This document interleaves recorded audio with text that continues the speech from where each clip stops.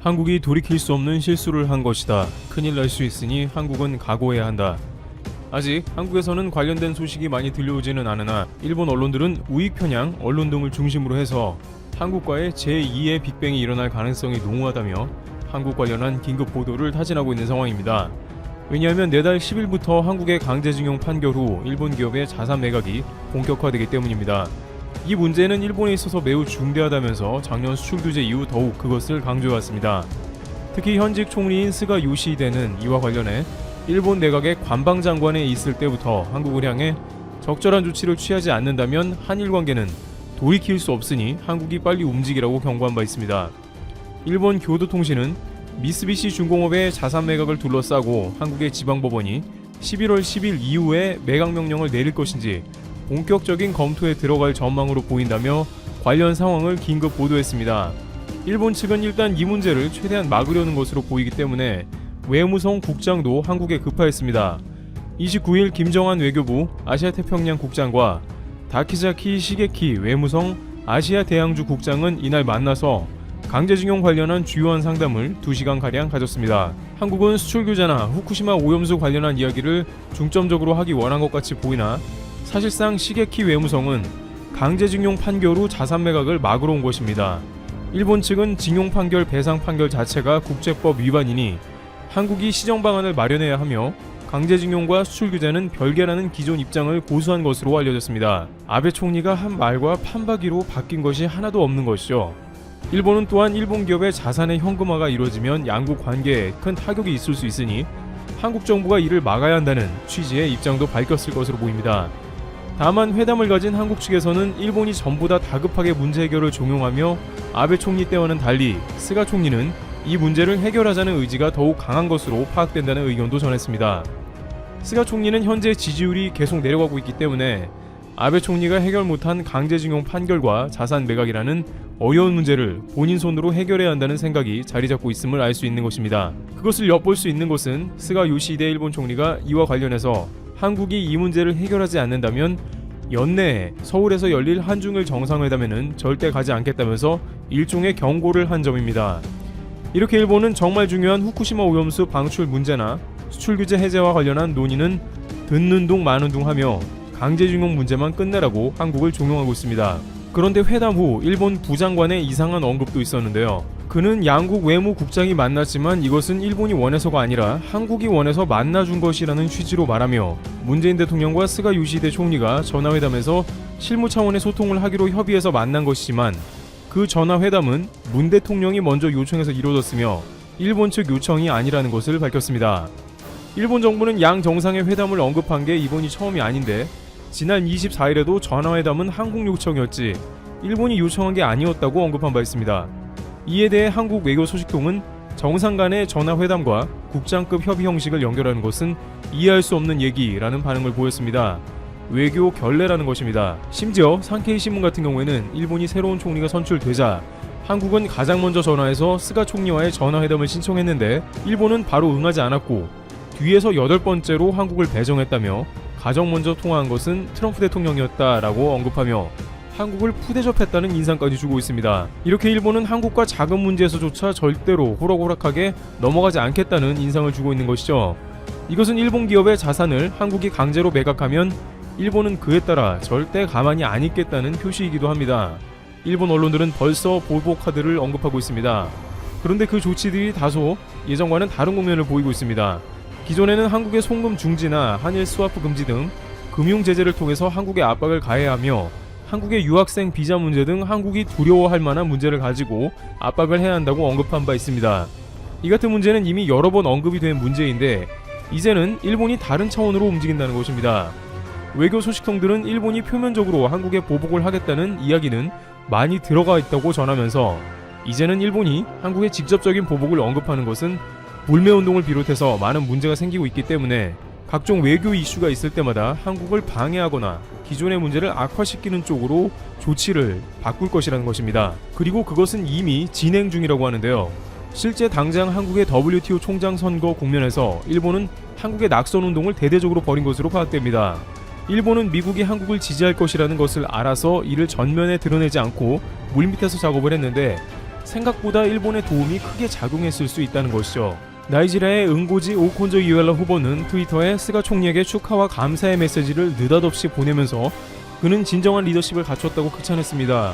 본래 일본 내각이 주장하는 것은 반중적인 색채가 강한데 나이지리아 후보가 중국의 지지를 얻고 있음에도 불구하고 일본의 총리 리더십을 칭찬했다는 것은 이번 선거에서 일본의 도움이 적지 않음을 의미할 수 있다는 것입니다. 어떻게 보면 한국은 중요한 시점에서 일본의 물밑 작전에 당한 게 아니냐는 해석도 가능해지는 것입니다.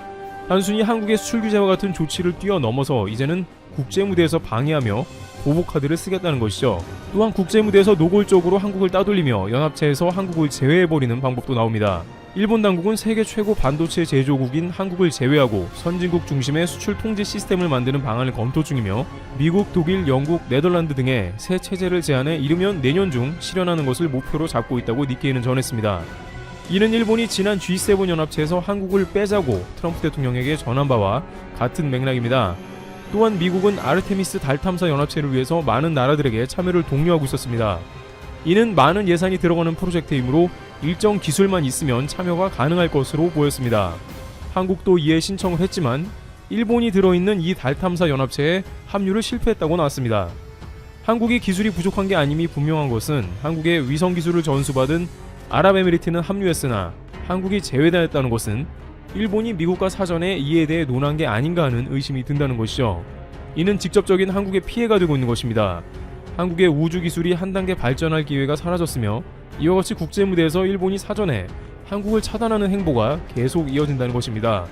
일각에서는 일본 당국은 사실상 한국 대법원의 강제징용 판결 이후에 한국과 복잡한 대결을 시작한 셈이라면서 특히 앞으로 있을 각종 국제 무대의 수장 선거에서 WTO뿐만 아니라 WHO에서도 방해를 예상합니다.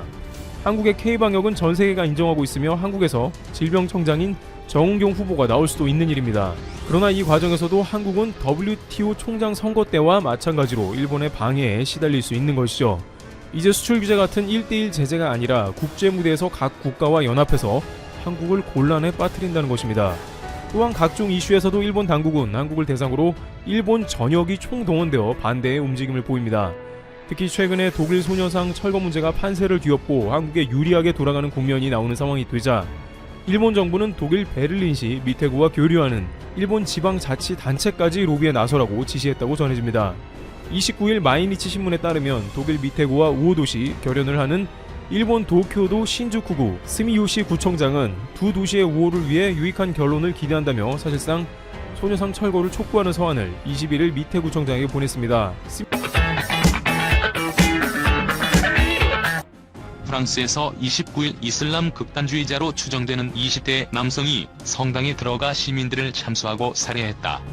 충격적인 사건은 프랑스에서 표현의 자유를 가르치던 교사가 극단주의자에게 참수당한 지 2주도 되지 않은 심란한 상황에서 재발했다.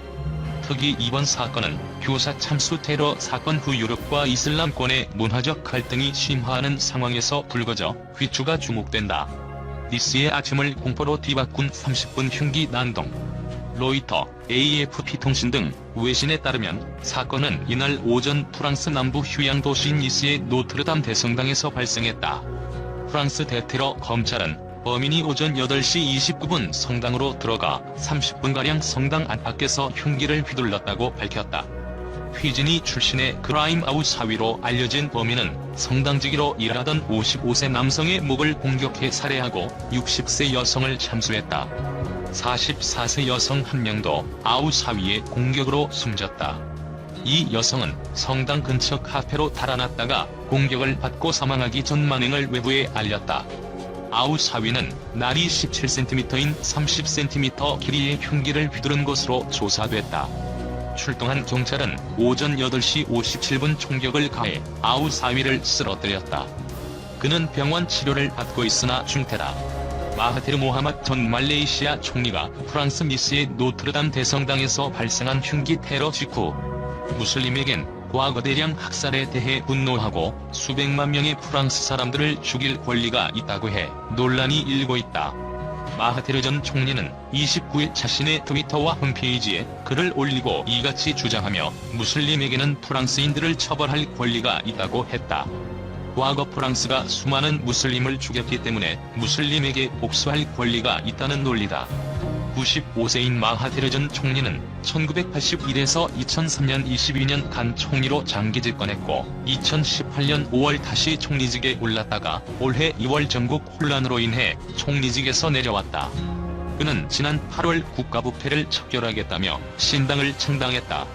한때 세계 최고령 국가 정상이었던 마하티르 전 총리는 이슬람 문화권의 원로이기도 하다. 마하티르 전 총리는 프랑스의 중학교 교사가 표현의 자유를 가르치기 위해 수업 시간에 학생들에게 이슬람교 선지자 무함마드를 풍자한 그림을 보여줬다가 이슬람 극단주의에 빠진 18세 청년에게 참수당한 사건에 대해 그 살인은 무슬림으로서 내가 찬성할 만한 행위가 아니다면서도 그러나 나는 표현의 자유를 믿지만 나는 그것에 다른 사람들을 모욕하는 것이 포함되지 않는다고 생각한다고 했다. 그는 우리는 종종 서방의 방식을 모방하지만 우리는 인종과 종교가 다른 우리만의 지속해야 할 가치관을 갖고 있다면서 우리의 가치 체계도 인권의 일부분이라고 했다. 문화권마다 드레스 코드가 다르다는 예를 든 그는 서방의 많은 이들이 특정한 해변에 있을 때 완전히 나체 상태로 있는다며 서방은 이를 정상적인 것으로 받아들이지만 서방은 이를 다른 나라들에 강요해서는 안 된다고 했다. 그러면서 그렇게 하는 것은 다른 사람들의 자유를 박탈하는 것이라고 했다. 마하티르 전 총리는 일반적으로 서방은 더 이상 자신들만의 종교를 고수하지 않는다. 이는 그들의 권리라면서 그러나 그들은 타인의 가치, 타인의 종교에 대해 무례한 태도를 보여선 안 된다. 이 같은 존중을 보이는 것은 문명의 척도를 보여주는 것이라고 했다. 이어 마크롱은 자신이 문명화돼 있다는 것을 보여주지 않는다며 그는 그 모욕적인 교사를 살해한 것에 관해 이슬람교와 무슬림을 비난하는 데 있어 매우 원시적이라고 했다. 마하티르 전 총리는 그러면서 내세우는 종교와 관계없이 분노한 사람은 살해를 한다며 프랑스인들은 그들의 역사에서 수백만 명의 사람들을 죽였고 대다수가 무슬림이었다고 했다. 그는 다만 그러나 대체로 무슬림들은 눈에는 눈, 이에는 이를 적용하지 않아왔다. 무슬림은 그러지 않는다면서 프랑스인들은 국민들에게 남의 감정을 존중하는 법을 가르쳐야 한다고 했다. 이어 당신이 한 사람의 분노한 사람이 저지른 일을 두고 모든 무슬림들과 무슬림의 종교를 비난했기 때문에 무슬림은 프랑스를 처벌할 권리가 있다고 했다.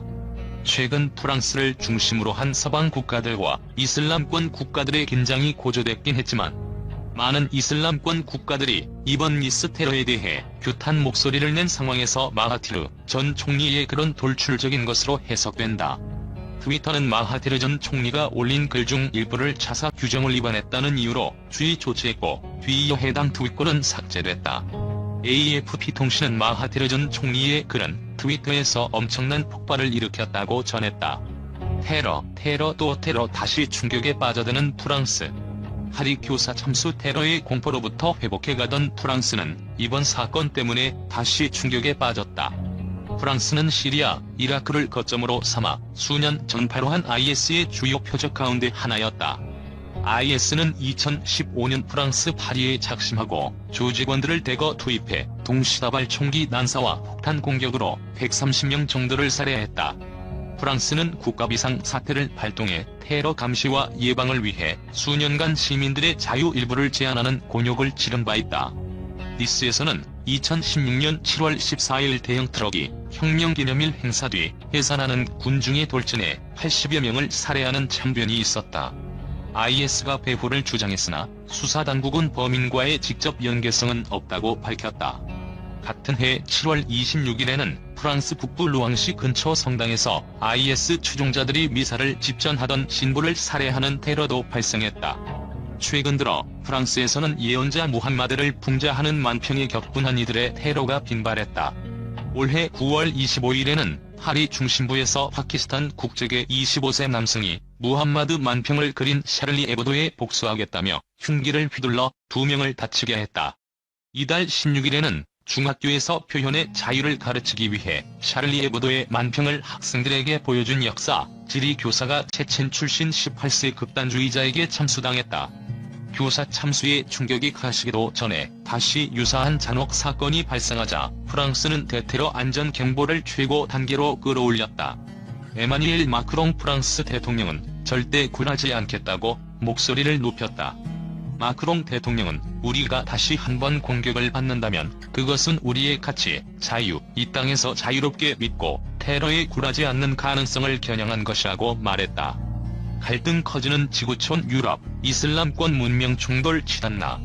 이번 사건은 유럽 국가들과 이슬람권 국가들의 문화적 갈등이 부각되는 형국에 불거졌다. 교사 참수 사건에 대한 프랑스의 강경 대응 방침과 그에 대한 일부 이슬람권의 불만이 일단 겉으로 드러나는 참극의 원인으로 보인다. 마크롱 대통령은 풍자도 표현의 자유라며 자신들의 법이 공화국법보다 우위라고 주장하는 사상에 문제가 있다고 주장했다. 이에 레제프 타이프 에르도안 터키 대통령 등 일부 지도자들이 이슬람을 모독한다며 독설로 대항하면서 불화가 더 심각해졌다. 중동뿐만 아니라 방글라데시와 같은 아시아 국가에서도 프랑스를 규탄하는 대규모 시위, 프랑스 제품 불매 운동 등이 목격되고 있다. 유럽연합과 미국 등 서방은 마크롱 대통령의 입장을 전폭 지지해 문화적 전선이 형성되는 듯한 우려마저 나온다. IS는 종교 갈등을 부추겨 자신들의 세력을 확대하려고 기독교인과 관련 시설을 전략적 표적으로 삼기도 했다. 유엔은 만평, 파리 교사 참수 뒤 이어지고 있는 서방과 이슬람권의 갈등을 크게 우려하고 있다. 미겔 앙헬 모라티노스 유엔 문명연대 대표는 만평에서 시작된 갈등과 무관용 사태를 깊이 우려한다며 다양한 신념에 대한 상호 존중이 필요하다고 밝혔다. 니스 성당 테러 직후 세계 각국